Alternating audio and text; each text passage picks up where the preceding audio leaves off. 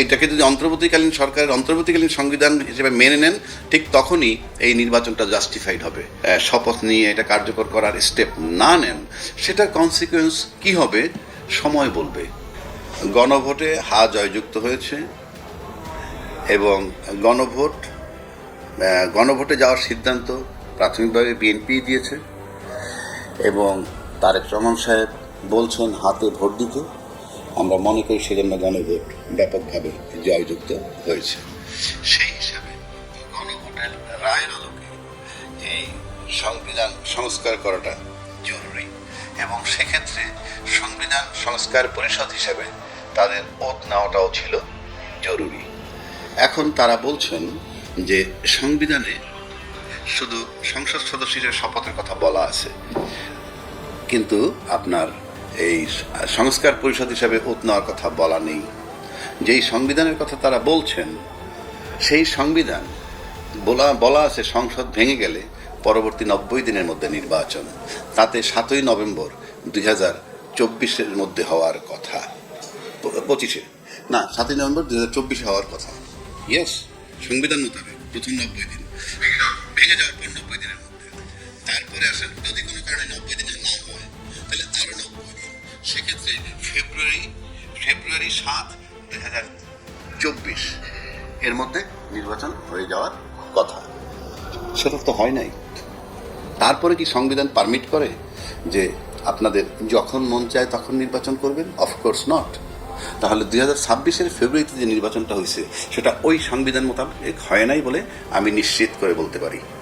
তো যেহেতু সংবিধান মোতাবেক আপনার নির্বাচন হয়নি, সুতরাং সংবিধান মোতাবেক শপথের কথাটা কেন আসছে? সিদ্ধান্ত দিয়েছে অন্তর্বর্তীকালীন সরকার এবং অন্তর্বর্তীকালীন সরকার যে ডেট এন্ড টাইম দিয়েছে সেই মোতাবেক নির্বাচন হয়েছে। অর্থাৎ আপনি বলতে পারেন অন্তর্বর্তীকালীন সরকারের অন্তর্বর্তীকালীন সংবিধান মোতাবেক নির্বাচন, এবং এইটাকে যদি অন্তর্বর্তীকালীন সরকারের অন্তর্বর্তীকালীন সংবিধান হিসেবে মেনে নেন, ঠিক তখনই এই নির্বাচনটা জাস্টিফাইড হবে। আদারওয়াইজ ওই সংবিধানের কথা বললে এই নির্বাচনটার বৈধতা নিয়ে প্রশ্ন আসবে। আপনি চিন্তা মনে করছেন যে আগামীতে এই নির্বাচনের বৈধতা নিয়ে প্রশ্ন আসতে পারে? আমি মনে করি, কারণ এটা তো আমি এখন বলছি না, আমি আরো আগে বলছি। 2 নম্বর, যেই গণভোট পক্ষে আপনারা মত দিলেন, গণভোটের উদ্যোক্তাও বিএনপি, যে বিতর্ক হয়েছিল শুধু এইটুক যে নির্বাচনের আগে গণভোট নাকি একই দিনে। সেখানে বিএনপির দাবি ছিল সংসদ এবং গণভোটের নির্বাচন একই দিনে, এবং ফাইনালি সেটাই এক্সিকিউট হয়েছে। এখন যেহেতু হায়ের পক্ষে আপনারা মত দিয়েছেন এবং এটা জনরায়কে মেনে নিতে হয়। যদি মেনে না নেন, যদি সেই মতো শপথ নিয়ে এটা কার্যকর করার স্টেপ না নেন, সেটার কনসিকুয়েন্স কি হবে সময় বলবে। আমরা ইন অ্যাডভান্স কিছু বলতে পারবো না। তাহলে আপনি কি বিএনপির জন্য সামনে কোনো খারাপ কিছু অপেক্ষা করছে সেটা ইঙ্গিত দিচ্ছেন? আমি খারাপ ভালো কিছু বলি, প্রত্যেকটা ঘটনারই একটা পার্শ্ব প্রতিক্রিয়া আছে, সাইড এফেক্ট। এটা তো জনগণের রায়, জনগণ প্রায় 7 কোটি লোকে ভোট দিয়েছে গণভোটে, 4,50,00,000 সম্ভবত পক্ষে, হায়ের পক্ষে। তো এটা জনরায় এবং জনরায়ের জামাত অলরেডি শপথ নিয়ে নিয়েছে। কালকে তো পার্লামেন্টের বিতর্ক শুরু হবে। জনরায়ের পক্ষে আমরা শপথ নিয়েছি, আপনারা নিচ্ছেন না কেন? এটা কি জনগণের সাথে বিট্রে করা হচ্ছে কিনা? এসব বিতর্ক পার্লামেন্টে শুরু হবে। তো পার্লামেন্টটা যদি এই আলোচনা শুরু হয়, জমজমাট হয়, বিতর্ক প্রতিযোগিতা চলে, তাহলে আমরা একটা জায়গায় পৌঁছাইতে পারি। কেননা জনগণের রায়ের পক্ষে সবাই থাকবে, জনরায়ের পক্ষে। সুতরাং এটা আমি মনে করি যে যদি আমরা সুস্থ রাজনীতি চাই, তাহলে এই জনরায় গণভোটের পক্ষে যান, সেটাকে মেনে নিয়ে আমার মনে হয় সংস্কারে হাত দেওয়া উচিত। তা না হইলে যারা নির্বাচিত হয়ে গেছেন সেটা নিয়েই প্রশ্ন উঠতে পারে যে কোনো সময়। বিএনপিকে আপনি বলছেন জনগণের যে জিনিসটা দিয়েছে তার সাথে তারা কিছুটা যদি বলি বেইমানি বা তাদের সাথে সহজ বাংলা কি বলা যায় না, একটু ভদ্র বাংলা কি এটাকে আপনি ওইভাবে না বলে এটা বলতে পারেন এই যে প্রতিশ্রুতি ভঙ্গ করা টু সাম এক্সটেন্ট। কারণ এটা একটা প্রতিশ্রুতি এবং আপনারাও বলছিলেন যে হায়ের পক্ষে ভোট দিতে। তা হায়ের পক্ষে ভোট দিলে কি হবে? সংবিধান সংস্কার হবে গণভোটের আলোকে। এই যে প্রতিশ্রুতি দিচ্ছেন জনগণের কাছে, তাহলে জনগণের সাথে আপনাদের এখন শপথ নিয়ে সংবিধান সংস্কার পরিষদের শপথ নিয়ে এই সংস্কার কাজে হাত না দেন তাহলে প্রাথমিকভাবে ধরে নেওয়া হবে যে জনগণের সাথে কি আপনারা প্রতিশ্রুতি ভঙ্গ করছেন কিনা সেই প্রশ্নটা চলে আসবে। Thank you very much. কিন্তু তারা তো জুলাই সনদ বাস্তবায়ন করবে, যেগুলিতে সবাই একমত হয়েছে, যেগুলি তারা নোট অফ ডিসেন্ট আছে, সেগুলি তো গণভোট হওয়ার পর গণভোটে কিন্তু 4টা দফায় 84টা সংস্কারের কথাই বলা আছে। আপনি যখন হ্যাঁ আর নাতে চলে যাবেন তখন আপনি আর ওভাবে আলাদা করতে পারবেন না। তা আমার নোট অফ ডিসেন্টের কি হবে? নোট অফ ডিসেন্ট তো হয়, নোট অফ ডিসেন্ট দিছেন বলেই তো আপনি সঙ্গে গণভোটে গেছেন। রাজনীতিবিদদের বিরুদ্ধে কোর্টে মামলা হয় না, কারণ তাদের একটা লাইন আছে, সুন্দর লাইন। সেই লাইনটা কি জানেন? রাজনীতিতে শেষ কথা বলতে কিছু নাই, ওইটা দিয়ে কাভার করে। এই জন্য কখনো জামাত বন্ধু, কখনো জামাত শত্রু, নো ম্যাটার। এইবার আসেন আপার কথা, কতগুলো কথা আমি সমর্থন করি। অস্ত্র উদ্ধার হয় নাই, এবং অস্ত্র উদ্ধারণে এখনো বাজারে অস্ত্র আছে। পাশাপাশি আপনি একটা লোকের বৈধ অস্ত্র জমা নিচ্ছেন।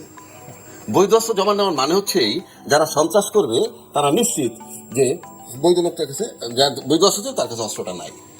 আপনি কিন্তু এই একটা 32টা ফ্ল্যাটের একটা বাড়িতেও যদি জানে এখানে এক ভদ্রলোক আছে যার 2জন গানম্যান আছে অথবা তার 2টা রিভলভার আছে লাইসেন্সদারি, এটা যখন জমা নিয়ে নেয় তখন ওই সন্ত্রাসীরা জানে যে এই বিল্ডিংটা অস্ত্রমুক্ত।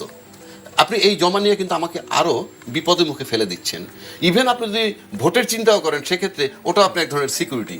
আপনি বৈধ অস্ত্র জমা নিচ্ছেন, অবৈধ অস্ত্র বাজারে থাকছে।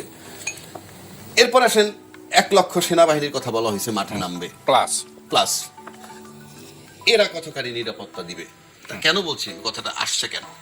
আমরা সম্প্রতি জানি একটা ঘটনা ঘটছে আপনার জাহাঙ্গীর গেটে বোধহয় জাহাঙ্গীর গেট বা কোনো গেটে প্রবেশ পথে ঢাকা 17-এর একজন প্রার্থী জামাতের, তার নাম খালিদুজ্জামান। উনি ওটার ভিতরে ঢুকতে গেছেন, উনি বাধাপ্রাপ্ত হয়েছেন, বৈধভাবেই তাকে বাধা দিছে যে তার কাছে গানম্যান ছিল।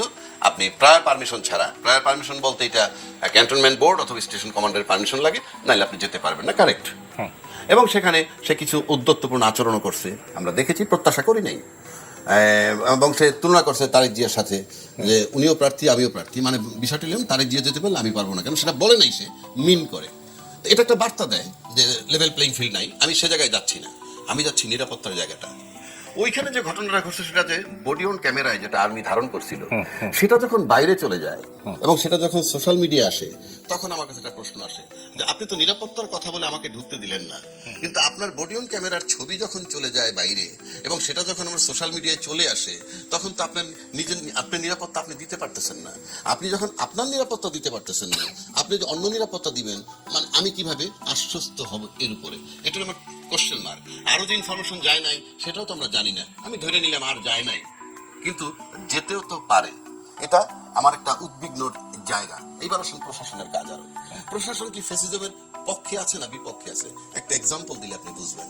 আপনি জানেন আব্দুল মোমেন সাহেব, সাবেক পররাষ্ট্রমন্ত্রী, উনি ঘটনার 5ই আগস্টের পরে 8.5 মাস না 8 মাস পরে দেশ থেকে বেরোয়েছেন।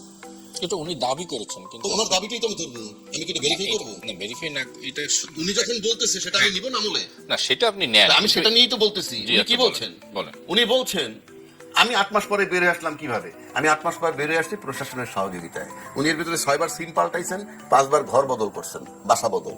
তাহলে এই বদলটাও প্রশাসন জানতো। একটা সরকার ক্ষমতায়, মানে অন্তর্বর্তীকালীন সরকার, সেটা থাকা অবস্থায় আপনি 8 মাস যাবৎ সহযোগিতা নিয়ে তখন ফ্যাসিজমের পক্ষের লোক প্রশাসনের সহযোগিতা নিয়ে যখন বেরোয়, তারপর সে গিয়ে বাইরে বলে, তাহলে অন্য যারা বেরোইছে তারা তো ওই সহযোগিতা নিয়েই বেরোইছে। তাহলে আপনি যদি নির্বাচনের ক্ষেত্রে চিন্তা করেন, তারা কি চাইছি? কিছু সংস্কার আমরা চাইছি, কোনো সংস্কার হয় নাই, কোনো সংস্কার কিন্তু হয় নাই। সংস্কার প্রস্তাব আকারে জুলাই সনদের ভিতরে আছে, যেটা গণভোট আকারে পাস হইলে তারপরে সংসদের 180 দিনের মধ্যে করবে, সংসদের দয়ায় অ্যাপ্রুভাল হবে। আচ্ছা, এটা হলো সবচেয়ে একটা ব্যথার জায়গা। কেন ব্যথার জায়গা? আপনি যে নির্বাচনটা করতে একই দিনে গণভোট আর এই সংসদ নির্বাচন হইল, এটা যে কত বড় ব্লান্ডার হয়েছে, কিন্তু বিএনপির দাবির মধ্যে আমি সেটাই তো বলতেছি। এটা যে কত বড় ব্লান্ডার হয়েছে এটা নির্বাচনটা হয়ে যাওয়ার পরে বুঝবেন। কারণ আপনি যে নির্বাচনে যাচ্ছেন, যেটা আমি আগেও বলছি এখনো বলি, আপনি তো কনসাস লোক, আপনি কিন্তু এবারের ইশতেহার এটা শুনেন নাই যে প্রধান নির্বাচন কমিশন ইশতেহার ঘোষণার সময় বলছিল যে আমি বাংলাদেশ সংবিধানের 1 নম্বর অনুচ্ছেদ মোতাবেক ইশতেহার ঘোষণা করছি। উনি বলেননি, উনি ইশতেহার দিচ্ছেন। বা 59 বছর বয়সে সচিব ও তারা স্যার ডাকে। কিন্তু এখন মানে আমরা এমন একটা গ্যারাকলে পড়ছি, অর্থাৎ দেশটাকে নিয়ন্ত্রণ করতেছে বহুকাল ধরে মিডিয়ায় আমলা এবং বিজনেস অলিগার্ক যারা। এই তিনটা সেক্টর রাজনীতিবিদদের ব্যবহার করে কেন? বিষয়টা হচ্ছে এই সব কিছুর ঘুরে সূত্র হইল টাকা, সব কিছুর কেন্দ্রবিন্দু ঘুরে ফিরে টাকা। এই টাকাটা কিন্তু একমাত্র বিজনেসম্যানদের কাছে, বিজনেস অলিগার্ক যাদেরকে আমরা বলি। রাজনীতিবিদদের কাছে টাকা নেই। শেষ করতে দেন। ওই যে রাজনীতিবিদ ব্যবসায়ীদের কাছে যে টাকাটা আসে, সেটা রাজনীতিবিদদের একটা অংশ দিয়ে রাজনীতিবিদদেরকে কিনে রাখে। ফলে উনি যে ব্যাংকের ডিফল্টার, সেটা রাজনীতিবিদরা যে দল ক্ষমতায় থাকে তাকে সেভ করে। আমি কি বুঝাইতে পারছি আপনাকে? না, বুঝতে পারছি, কিন্তু আপনি এত সরলীকরণ করে বলছেন। আমি বলছি যে সেটা আপনি রাজনীতিবিদদের টাকা পাবে কোথায়? আপনি তো টাকাটা দুইটা ওয়ে, চাঁদাবাজি আর যদি এইভাবে পান, এছাড়া রাস্তা